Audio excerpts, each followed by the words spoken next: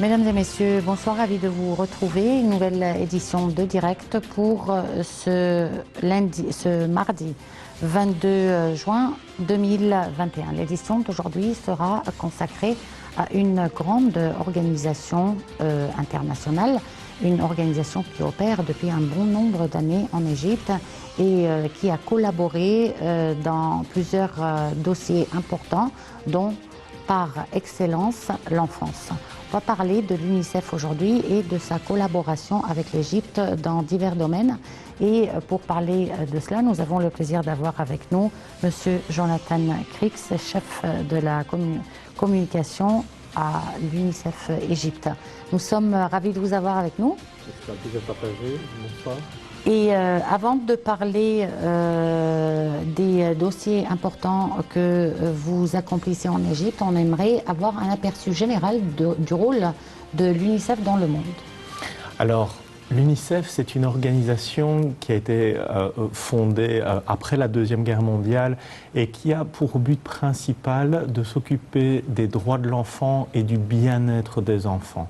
L'UNICEF travaille dans 190 pays de par le monde et nous travaillons dans tout un tas de domaines qui touchent à l'enfance. Il s'agit de l'éducation, de la protection de l'enfance, de la santé. Par exemple, UNICEF travaille énormément pour que les campagnes de vaccination, pour que les vaccins soient accessibles de manière équitable à tous les enfants dans le monde. Et on travaille également dans les domaines de politique sociale et pour faire en sorte que les enfants soient intégrés, que le bien-être de l'enfant soit intégré dans les politiques des différents pays. C'est également ce qu'on fait ici en Égypte, où on travaille avec la plupart des ministères qui ont un rôle à jouer dans le développement de l'enfance. On a préparé un petit reportage concernant l'UNICEF, le Fonds des Nations Unies pour l'enfance, qui œuvre dans le monde entier en faveur du bien-être de l'enfant. Il promet la réalisation des droits des enfants et contribue à répondre à leurs besoins essentiels et à améliorer leurs chances de s'épanouir pleinement. Un reportage.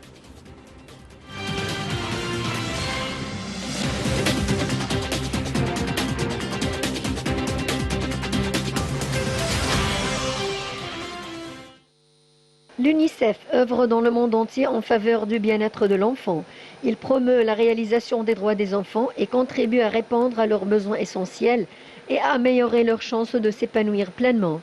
De par son double mandat axé à la fois sur l'intervention humanitaire et la coopération au développement, l'UNICEF est le premier partenaire de la Suisse en matière de protection des enfants.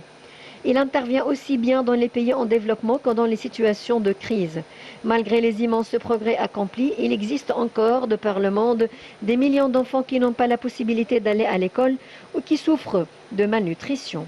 L'UNICEF a donc pour mission principale la défense des droits inscrits dans la Convention relative aux droits de l'enfant. Il s'attache à donner à tous les enfants la possibilité de survivre, de se développer et de réaliser pleinement leur potentiel sans discrimination ni favoritisme. Il s'efforce de créer des conditions favorables à cet épanouissement et veille tout particulièrement à assurer la protection des enfants dans les situations de conflit et d'urgence. Des progrès considérables ont été réalisés ces 2 dernières décennies. La mortalité des enfants de moins de 5 ans a reculé, passant de 12,7 millions à environ 6 millions de décès par an. La proportion des enfants sous-alimentés a diminué de moitié. Le taux de scolarisation à l'école primaire dans les pays en développement a atteint 92% en 2016 et l'égalité des sexes continue de progresser dans ces classes. Toutefois, un grand nombre d'enfants défavorisés n'ont pas bénéficié de ces avancées significatives. Les bons résultats obtenus dans les pays ayant atteint leurs objectifs nationaux dissimulent en réalité de grandes inégalités. De plus, les crises humanitaires de longue durée continuent de compromettre l'épanouissement de près de 30 millions d'enfants. Le plan stratégique de l'UNICEF pour 2018-2021 consiste à obtenir des résultats concrets en faveur des enfants, en particulier les plus défavorisés, grâce aux efforts visant à rompre le cercle vicieux de l'inégalité.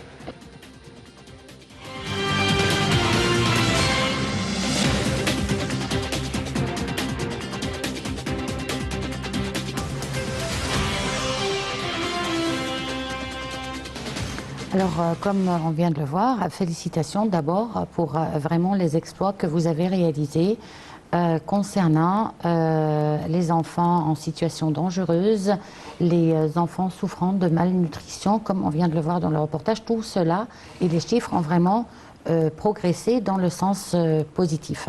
Mais c'est sûr que depuis 2010, surtout dans le monde arabe et dans cette région, vous avez fait face à beaucoup de défis. Pouvez nous parler de cela? Les crises que le Moyen-Orient a rencontrées au cours de ces dernières années, que ce soit au Yémen, que ce soit en Syrie, que ce soit pas très loin d'ici en Libye, ont été énormes. Et je ne parle pas encore de l'Irak et de la très longue guerre qui s'y déroule.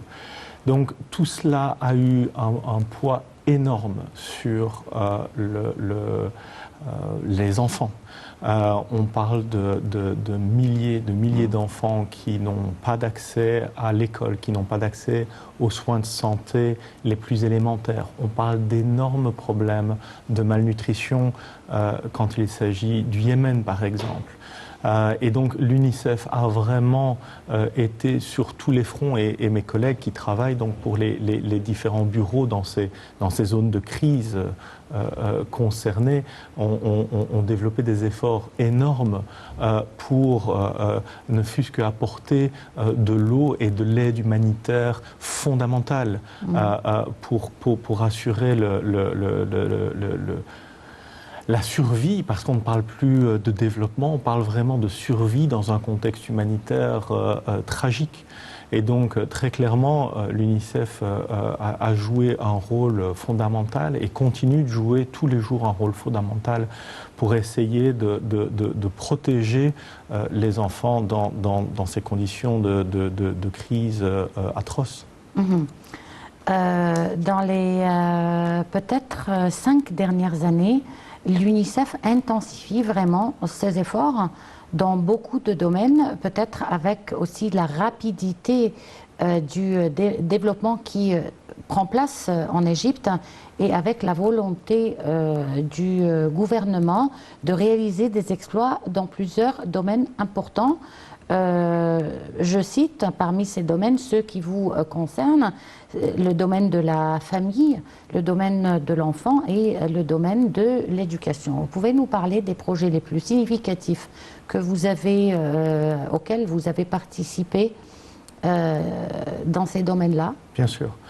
Je suis allé visiter, il n'y a pas très longtemps, des crèches et des écoles gardiennes. Alors, en Égypte, il y a 3 enfants sur 4 qui n'ont pas d'accès aux crèches et aux écoles gardiennes, ce qu'on appelle le pre-primary school, donc l'école avant l'école primaire. Alors, c'est quelque chose sur lequel on a travaillé énormément, avec lequel on travaille avec le ministère de la Jeunesse et des Sports, avec le ministère de la Solidarité sociale. Et pourquoi? Parce qu'en fait, on attend, les recherches récentes scientifiques montrent qu'il est très très important de stimuler et de jouer et d'interagir avec les enfants, principalement dans les 1000 premiers jours de leur vie.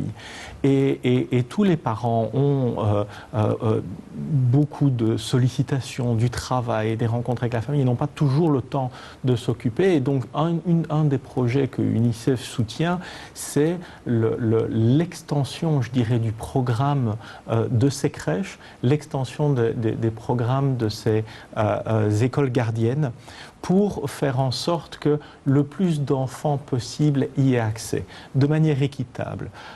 Et donc ça, c'est vraiment un projet fondamental qui me tient fort à cœur aussi, parce que j'ai vu les résultats sur le terrain et c'était vraiment très, très impressionnant et très émotionnel de voir ces enfants interagir et jouer. Et en termes de développement, c'est un investissement dans l'avenir de la nation. C'est un investissement fondamentale pour le développement des personnes qui seront les personnes actives, les travailleurs, les travailleuses et les personnes qui vont faire l'Égypte de demain, je dirais. Donc ça, c'est un des éléments très importants. Quand il s'agit de l'éducation, l'UNICEF travaille de manière très rapprochée avec son Excellence, Dr Tarek Shawki, qui a lancé il y a plusieurs années la réforme de l'éducation 2.0, qui est une réforme très ambitieuse, qui est une réforme qui n'est pas facile à mettre en place, mais qui est une réforme, et on l'a vu avec la crise, la pandémie du coronavirus, qui est une réforme qui est en même temps visionnaire. Quand on voit que cette réforme inclut la possibilité d'apprendre à distance, ce qu'on appelle le e-learning avec des tablettes, etc. Et c'est finalement quelque chose qui a été terriblement utile dans le contexte de la pandémie. Alors qu'est-ce que UNICEF fait dans le cadre de cette réforme? Eh bien, c'est un travail, je dirais, à un niveau stratégique, à un niveau de développement, par exemple, du curriculum que les professeurs donnent et délivrent aux étudiants. Donc l'UNICEF soutient le ministère dans cette mission d'essayer de trouver quels sont les meilleurs cours et les meilleurs éléments à inculquer, je dirais, aux enfants, une fois encore, pour leur développement. Donc ça, ce sont deux exemples très concrets de ce que UNICEF fait, notamment dans le monde de l'éducation. Bon, on va passer à un événement important qui a eu lieu le 20 juin et c'est la journée internationale des réfugiés. Je pense qu'en tant qu'Organisation des Nations Unies, vous soutenez également les réfugiés. Tout à fait. On va parler de ce que vous avez réalisé dans ce domaine-là, mais on va voir un petit film, une petite vidéo que vous avez produit concernant, outre les réfugiés, mais l'inclusion sociale qui touche certainement aux réfugiés également. Donc voyons ensemble cette vidéo de Mona Zaki. Mona Zaki, elle est ambassadrice. Elle est ambassadrice, oui. C'est l'ambassadrice de UNICEF en Égypte et elle a prêté sa voix à cette vidéo. Alors voyons ensemble.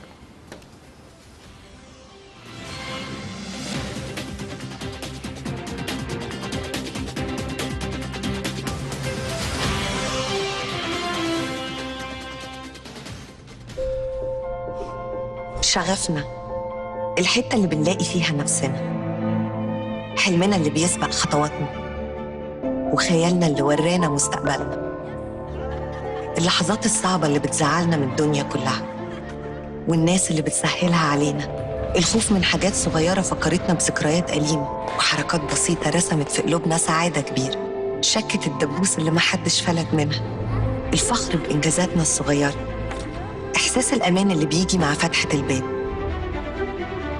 والفرحة اللي حسستنا إن العالم كله لينا. تفاصيل قصصنا كتير وإحساسنا بيها بيوحدنا. بصوا حواليكم هتلاقونا بنتقابل في نفس الضحكة ونفس الألم.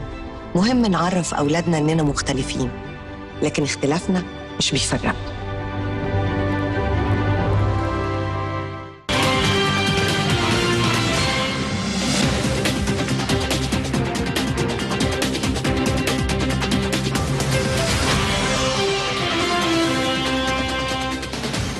Très jolie, elle a une très belle voix, franchement, et qui touche bien et qui fait bien véhiculer le sens de l'inclusion sociale. Alors, quand on parle beaucoup d'inclusion sociale aujourd'hui, je pense que dans les années 40-50, au temps des guerres même, on n'avait pas ce problème. Pourquoi est-ce qu'on l'a aujourd'hui?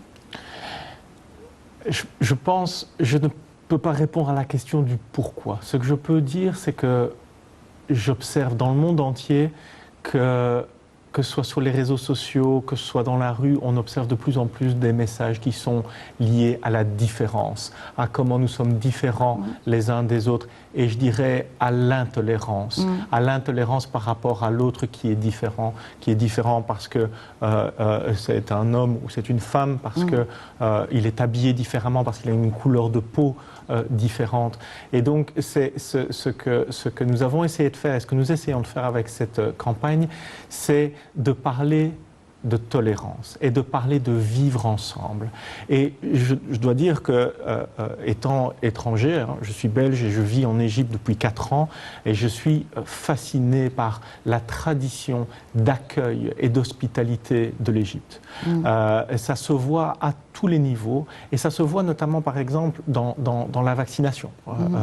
Les migrants, les réfugiés qui sont en Égypte ont tout à fait le droit d'être vaccinés, et la possibilité d'être vaccinés, qui est quelque chose de génial qu'on ne retrouve pas ailleurs, qu'on ne retrouve pas dans beaucoup de pays. Et donc ce que nous essayons de faire avec ce message, c'est de dire il faut aussi transmettre ces valeurs de tolérance et ces valeurs d'accueil et ces valeurs d'hospitalité aussi à nos enfants. J'ai moi-même un enfant qui a 18 mois, donc il va à la crèche et il joue avec d'autres enfants. Et à aucun moment il va refuser ou il va être rejeté pour des questions de couleur de peau, pour la manière dont il s'habille, etc. Donc c'est vraiment quelque chose qui est culturel, c'est quelque chose qui vient après. Naturellement, ce ne sont pas des choses sur lesquelles nous focalisons. Et il y a 2-3 ans, l'UNICEF a fait une campagne avec le ministère de l'Éducation et avec le Conseil national pour l'enfance. Nous avons fait une campagne qui s'appelait Anadat Tanamur. Je suis contre le bullying, je suis contre le harcèlement. Et c'est une campagne qui a vraiment eu un gros impact en Égypte et en dehors de l'Égypte.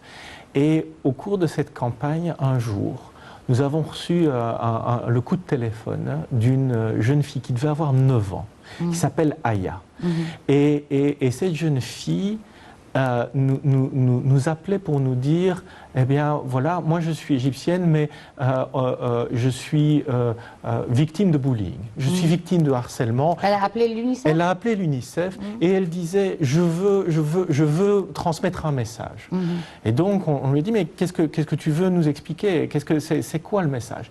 Et elle dit, moi, je suis victime régulièrement de harcèlement, du tanamur, du bullying, et les gens se moquent de moi parce que ma peau est plus foncée.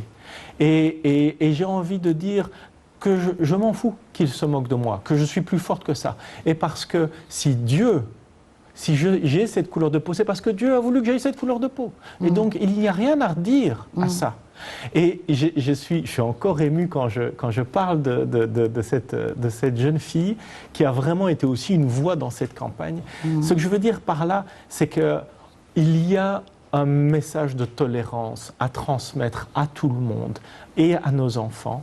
Et il y a aussi beaucoup à apprendre de nos enfants dans le cadre de ces valeurs de tolérance, d'acceptation et d'inclusion sociale. Voilà, c'est ça qui est vraiment, je dirais, au cœur du message de la campagne que nous avons lancée il y a quelques jours à l'occasion de la Journée internationale des réfugiés, qui est à propos du vivre ensemble, qui est en partenariat avec d'autres organisations des Nations Unies, qui est en partenariat avec ILO, l'organisation internationale du travail, qui est aussi en partenariat avec UNHCR, qui est financé par les Pays-Bas, qui est un généreux donateur, qui a une volonté de aussi renforcer ce lien social, quelles que soient nos différences, en Égypte. Et quels ont été les résultats réalisés sur le terrain ? Je veux dire, cette campagne, c'est une campagne qui est connue en Égypte parce que vous avez produit beaucoup de clips, que ce soit pour la radio, que ce soit pour la télévision, tout le monde a pu voir ça. Les impacts réels, est-ce que vous trouvez que les taux de harcèlement, par exemple, ont diminué dans les écoles, dans les plaintes qui vous sont envoyées? Donc, l'institution qui est en charge de recevoir ces plaintes reste le Conseil national de l'enfance, qui en Égypte est vraiment l'institution qui fait le suivi sur ces questions-là. C'est très difficile de le mesurer. C'est très difficile de mesurer les questions de harcèlement parce que d'abord il y a énormément de cas, je dirais la face immergée de l'iceberg où les cas ne sont pas rapportés. Puis certains cas sont rapportés, certains cas sont parfois aussi montés en épingle.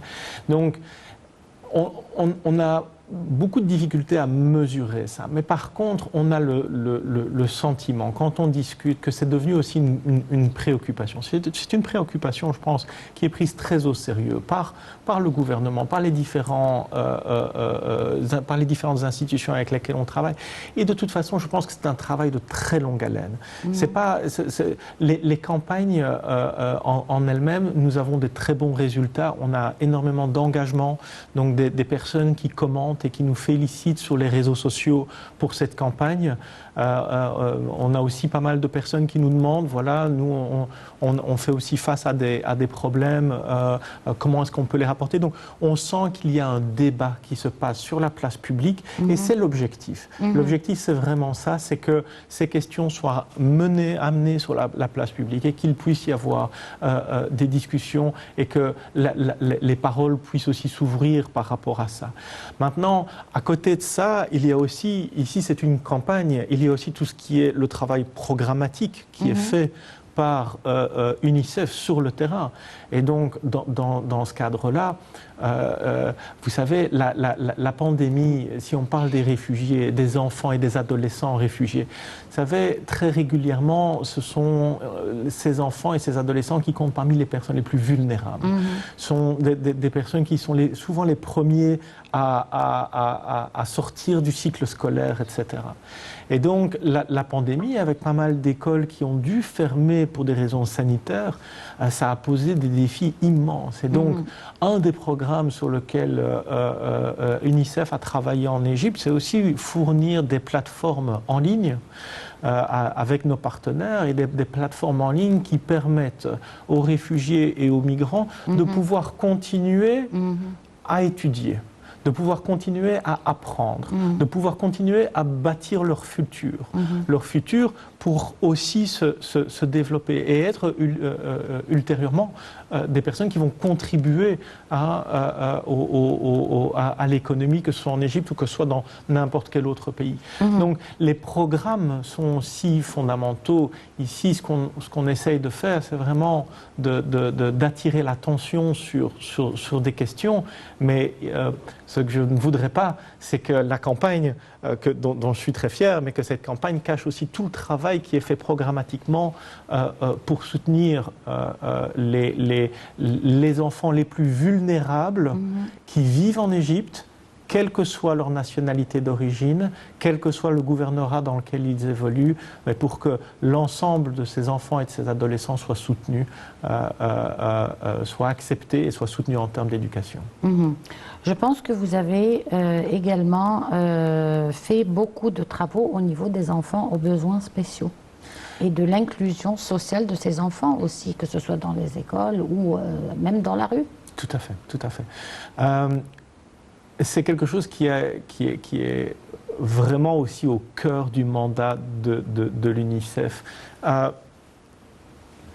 L'accès équitable à l'école, c'est un accès qui doit être vraiment équitable pour tous, et y compris pour les personnes qu'on peut dire les enfants doués différemment. Differently abled children, as we would say in English. Et en 2018, par exemple, nous avons fait une campagne, notamment avec le ministère de l'Éducation à ce sujet. Alors, très concrètement, des dizaines et des dizaines d'écoles qu'on appelle des écoles inclusives ont été montées à l'échelle de la communauté pour pouvoir accueillir les enfants différents, les enfants qui présentent des handicaps, qu'ils soient physiques ou qu'ils soient mentaux.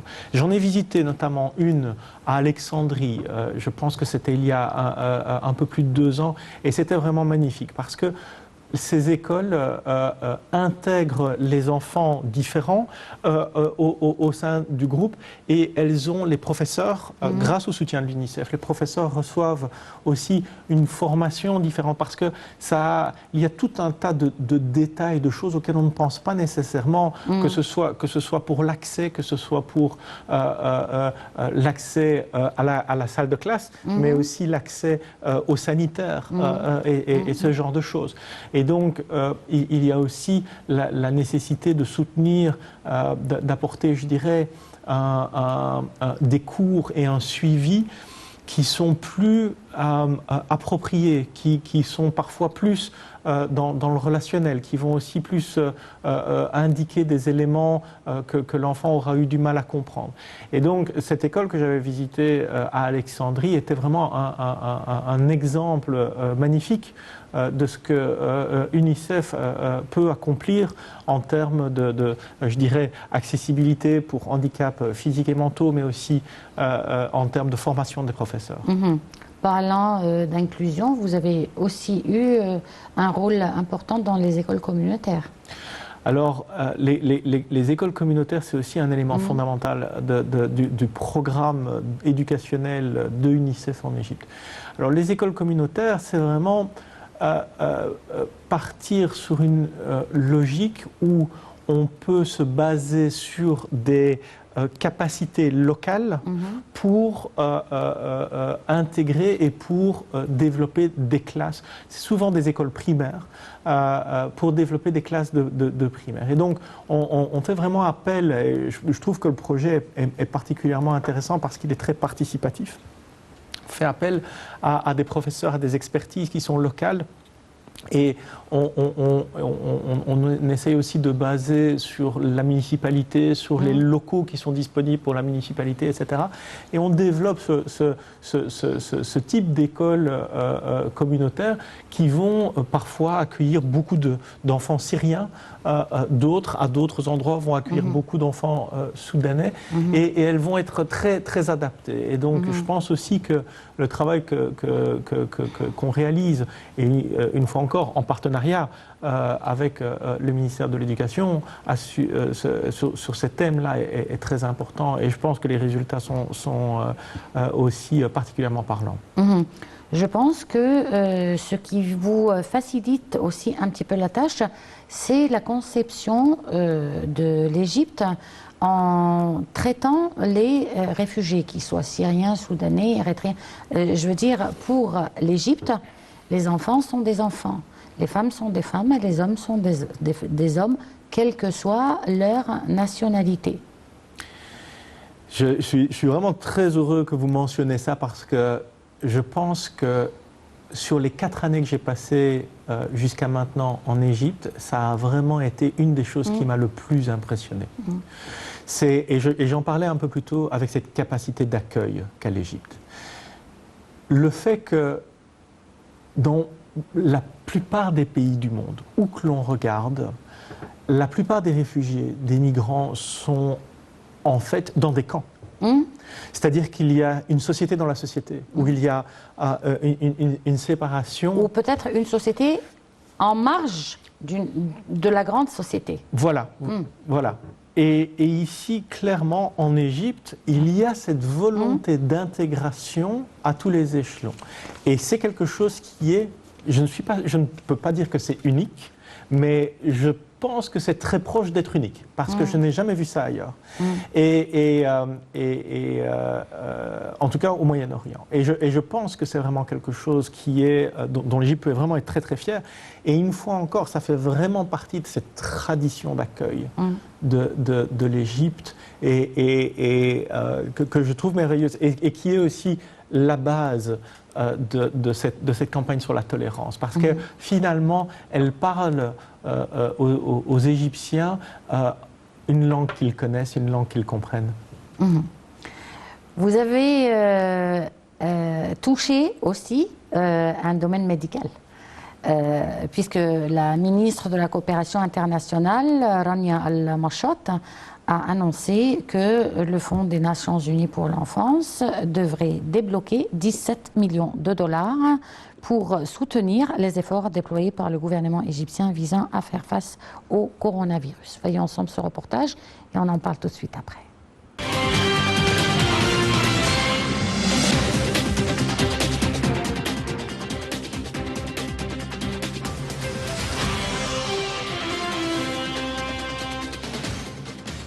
La ministre de la Coopération internationale, Mme Rania Al-Mashot, et le représentant du Fonds des Nations Unies pour l'UNICEF en Égypte ont examiné les domaines de coopération entre le gouvernement égyptien et l'UNICEF dans la lutte contre le coronavirus, la protection de l'enfant et l'autonomisation de la femme. Mme El-Mashot a souligné l'importance du partenariat entre l'UNICEF et les partenaires du développement pour mettre sur place des projets destinés à l'autonomisation de la femme, le renforcement de la base de connaissances pour une protection sociale plus sensible et l'enfant et l'amélioration de l'enfance. Pour sa part, le représentant de l'UNICEF a indiqué que l'UNICEF avait accordé environ 100 millions de dollars à l'Égypte au cours de 2 dernières années dans divers domaines de protection sociale et sanitaire de l'enfant et la femme, dans des projets dans les régions les plus nécessiteuses, comme le nord du Sinaï.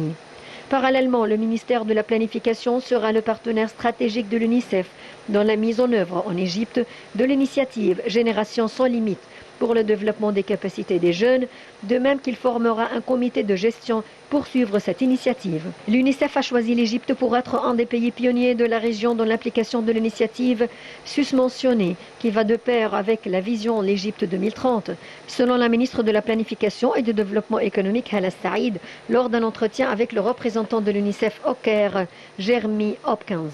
Pour sa part, M. Hopkins a présenté l'initiative lancée par l'ONU au niveau du monde et soutenant les efforts locaux visant à investir dans la jeunesse via l'enseignement et l'emploi et à favoriser l'autonomisation des jeunes âgés de 10 à 24 ans en liant l'enseignement secondaire et la formation à l'emploi et à l'entrepreneuriat, de sorte à mener cette catégorie à jouer un rôle essentiel dans la production et la vie économique.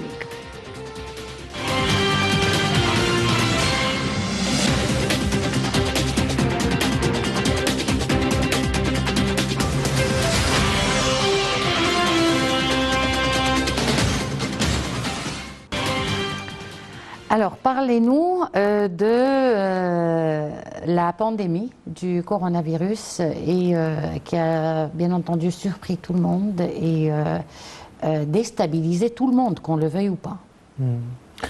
Oui, donc c'est vraiment un des événements les plus fondamentaux qui ont affecté le monde entier et évidemment aussi l'Égypte et UNICEF au même titre que énormément d'autres organisations internationales que je veux mentionner qui sont partenaires, que ce soit l'Organisation mondiale de la santé, le COVAX Facility, etc. Et on va en parler un peu plus tard. Mais donc UNICEF a vraiment voulu jouer un rôle très important et donc dès les premiers mois l'année dernière, dès les premiers mois de la pandémie, UNICEF a essayé de jouer un rôle important pour soutenir le ministère de la Santé, soutenir le gouvernement égyptien. Et donc, une des choses qui a été faite, c'est le procurement et la distribution de 2 millions de pièces, je dirais, pour que ce soit des masques, que ce soit des gels pour se laver les mains, puisque se laver les mains reste quand même un des plus importants gestes barrières pour éviter la propagation du virus.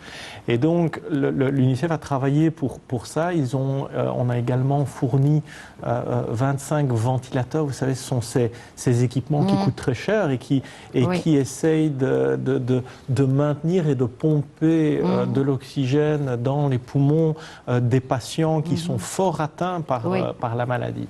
Donc il y a eu un gros effort qui a été fait à ce sujet-là et également un gros effort qui a été fait pour essayer de transmettre, de donner des informations sur qu'est-ce qu'il faut faire pour essayer de se protéger, pour essayer d'empêcher la propagation du virus. Et donc, il y a eu des campagnes qui, une fois encore, été faites en partenariat avec l'Organisation mondiale de la santé, avec le ministère, évidemment, avec son Excellence, Dr Hala Zayed, qui, je dois dire, a vraiment été un fer de lance dans la manière de gérer cette pandémie avec les moyens que nous avons essayé d'apporter, mais aussi avec les moyens du système sanitaire en Égypte, qui est, je dois dire, impressionnant. Franchement, c'était une grande surprise, une agréable surprise, sûrement. Mais on ne s'attendait pas à ce que le coronavirus réagisse en Égypte de la manière dont il a réagi. Quelle est votre interprétation pour cela ? C'est dû à quoi exactement? Vous parlez du nombre de cas ou vous parlez du nombre de cas, de la situation en général, de la situation même économique. Je veux dire, ce n'était pas une crise... sûrement que l'économie a été affectée, mais elle n'a pas été durement affectée comme d'autres pays, par exemple. Alors, trois choses. Tout d'abord, en termes de l'économie, évidemment, l'économie égyptienne est terriblement résiliente. Et que ce soit les rapports de la Banque mondiale, les rapports des grandes instances économiques montrent que l'Égypte a été un des seuls pays du monde dont le développement économique a finalement été peu impacté, a continué de croître indépendamment, je dirais, de la pandémie. Maintenant, ce sont des chiffres qui sont à l'échelle nationale. Il faut aussi se rendre compte que, par exemple, tout ce qui est l'industrie touristique a évidemment souffert. Il faut aussi voir que dans ces chiffres, parfois, ils ne reflètent pas nécessairement comment la pandémie a pu avoir un impact sur les personnes les plus vulnérables.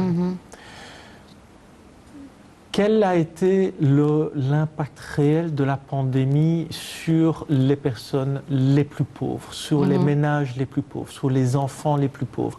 Quel a été l'impact de la pandémie en termes d'accès à l'école? Si j'ai un enfant qui est déjà à la limite, qui est déjà à la limite du décrochage scolaire, et je ne peux pas en assurer son suivi parce que j'ai beaucoup de travail et je n'ai pas nécessairement du temps à lui consacrer. Quand les écoles ferment à cause de la pandémie, quel est le risque que l'enfant ne retourne pas à l'école? Il est élevé. Alors, ces chiffres, nous ne les avons pas, mais nous avons des estimations et nous pensons effectivement que l'impact de la pandémie a vraiment touché sans doute les ménages et les enfants les plus vulnérables. Mais une fois encore, moi je suis très impressionné par le développement et par la résilience de l'Égypte et des Égyptiens. Et je pense très clairement que on peut espérer en tout cas, je me méfierais d'être optimiste, mais on peut espérer que l'impact soit moindre. Mais il faut vraiment faire attention aux enfants et aux familles les plus vulnérables. Maintenant, quand il s'agit des chiffres, effectivement, l'Égypte a visiblement été moins touchée que d'autres pays. Que toute l'Afrique d'ailleurs. Que bon nombre de pays en Afrique, effectivement. Alors, je vois beaucoup les chiffres en France, je vois les chiffres en Belgique, en Allemagne, et donc une des raisons peut notamment être la pyramide des âges. Alors il y a sans doute une dimension d'immunité. Il est souvent dit que les Égyptiens ont un système immunitaire très fort. On touche le bois. On touche du bois. Ça peut être une raison. Il y a la pyramide des âges aussi. Le fait que 50% de la population a moins de 35 ans. Et on sait que la plupart des gens qui décèdent seront des personnes qui sont plutôt parmi les plus âgés. Oui. Donc ça, ce sont aussi des éléments. Mais s'il y a quand même un message à donner, c'est que même s'il y a 1000 personnes qui meurent du coronavirus en Égypte, ce sont 1000 personnes de trop. Et il faut, je pense, pour faciliter et accélérer la reprise économique, non seulement en Égypte, mais pour tous les pays partenaires économiquement de l'Égypte, pour le tourisme, etc. Moi, je pense qu'il est fondamental de réitérer le message, de porter un masque, de garder les distances, d'essayer de se laver les mains le plus rapidement possible. Tant que faire se peut, évidemment, ce n'est pas toujours facile, mais je pense que ce sont des mesures qui sont fondamentales et qu'on doit tenter de les respecter pour se protéger soi-même, mais surtout pour protéger nos parents, qui sont plus âgés, par exemple. Et nos grands-parents. Nos grands-parents, et pour aussi protéger nos familles, mais aussi pour protéger, je dirais, l'avenir de nos enfants. Nous avons tous, c'est un des messages clés de UNICEF, il faut que l'éducation continue. Il faut qu'il y ait une continuité de l'enseignement. Et personnellement, et au nom de UNICEF, je suis intimement convaincu que l'enseignement en face à face, bien sûr, l'échange que nous avons maintenant, ça, c'est sûr, est beaucoup plus efficace que... Surtout dans le petit primaire, ça c'est vraiment une obligation. Évidemment. Et donc pour ces raisons-là, pour toutes ces raisons-là, je rappelle vraiment l'importance de ces mesures de protection. Bon, vous avez aussi contribué, comme on va voir les images tout à l'heure, au déploiement de vaccins en Égypte. Parlez-nous. Alors, c'est quelque chose que beaucoup de gens ne savent pas, mais UNICEF a une sorte de leadership au sein des organisations des Nations Unies en termes de fourniture de vaccins. Donc, on a une division qui est basée au Danemark, à Copenhague, et qui s'occupe d'essayer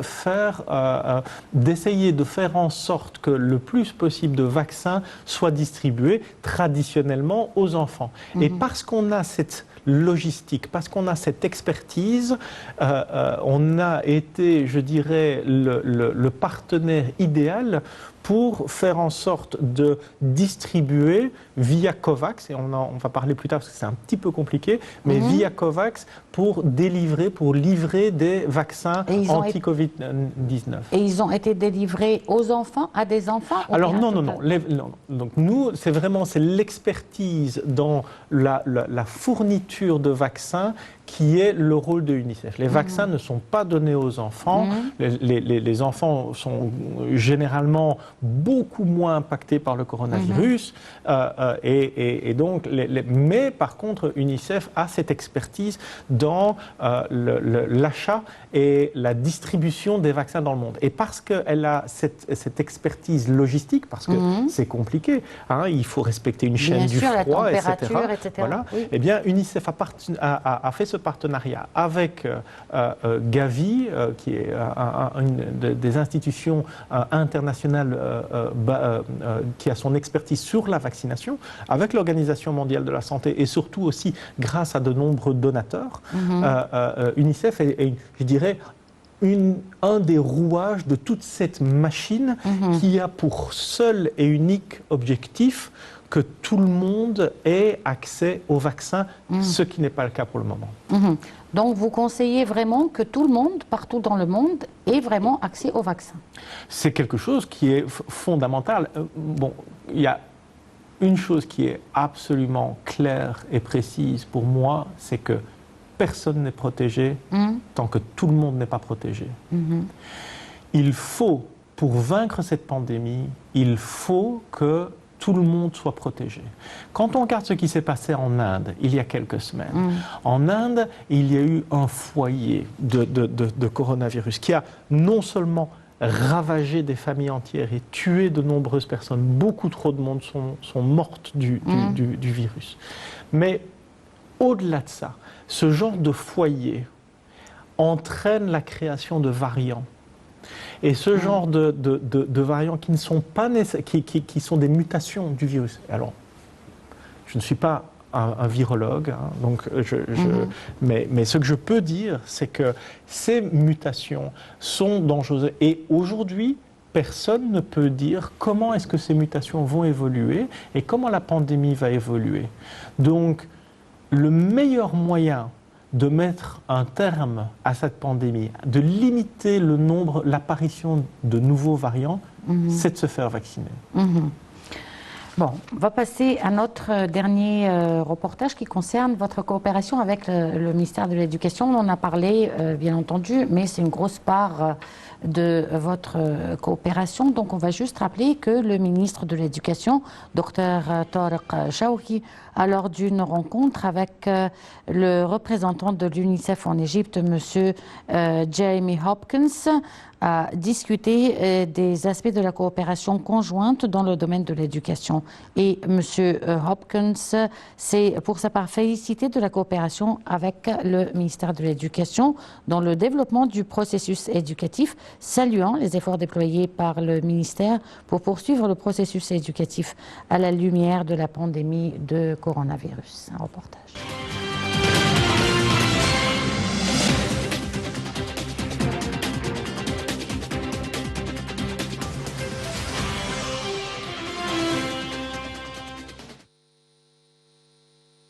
Au début de la réunion, le ministre a loué le rôle important joué par l'organisation dans le soutien du secteur éducatif égyptien et l'importance de poursuivre le travail entre les deux parties sur la base du partenariat, de la coopération et de la transparence pour servir le processus éducatif. Dr Shawki a souligné que l'éducation est un parcours d'apprentissage et que les élèves devraient aimer apprendre au cours de ce parcours, soulignant l'importance de la transformation numérique ainsi que la maîtrise et l'acquisition de compétences par l'enseignant.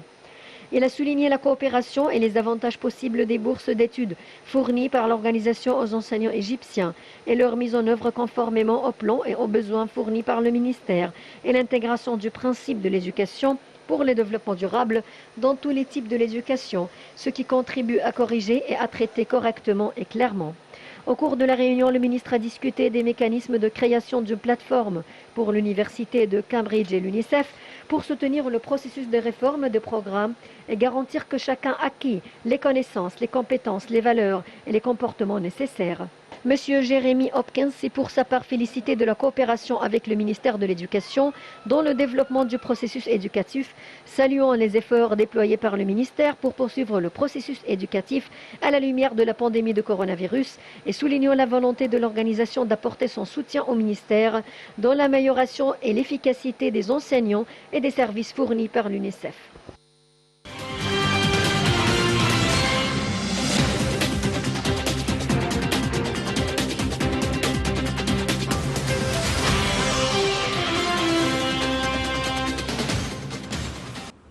Alors, dites-nous, s'il vous plaît, en très peu de temps, puisqu'il nous reste 3 minutes, à la lumière de tous ces efforts qui ont été déployés dans le domaine de l'éducation, puisque beaucoup d'efforts ont été déployés, surtout durant les 5 dernières années. Comment est-ce que vous voyez l'avenir de l'éducation ou bien les apports de ces efforts en Égypte ? L'Égypte a un atout énorme et en même temps un défi énorme, c'est la jeunesse de sa population. C'est un atout énorme parce que, et on en discutait juste avant ce reportage, il y a une capacité, un potentiel de développement qui est incroyable. Et je pense que le ministère de l'Éducation et son Excellence Dr Tariq Shawki ont vraiment eu une vision avec l'éducation 2.0 et c'est ça que nous essayons de soutenir. Et comment on peut essayer de soutenir ça, comme vous l'indiquiez dans le reportage, c'est notamment avec des partenariats en renforçant les curriculums et en faisant en sorte que le modèle éducationnel, que les écoles primaires et secondaires soient vraiment, je dirais, de plus en plus alignés sur les besoins économiques du pays. Et donc ça, c'est vraiment un des objectifs pour faire en sorte que les jeunes qui arrivent sur le marché de l'emploi aient plus d'opportunités et plus de facilité et de justement avoir accédé à un emploi et de pouvoir aussi avoir accès à un revenu. Je pense que c'est vraiment fondamental pour le développement et pour la stabilité de l'Égypte. Monsieur Jonathan Crix, on arrive à la fin de cette édition de Direct. Je vous remercie beaucoup pour avoir répondu à notre invitation et je vous remercie également pour les grands efforts que vous déployez, non seulement en Égypte, mais de par le monde avec cette organisation pour l'enfance très très prestigieuse. Un tout grand merci. Merci pour votre accueil. Merci bien et donc on vous remercie de nous avoir suivis. On se retrouve donc demain à la même heure avec une nouvelle édition de Direct et un nouveau colloque. Au revoir.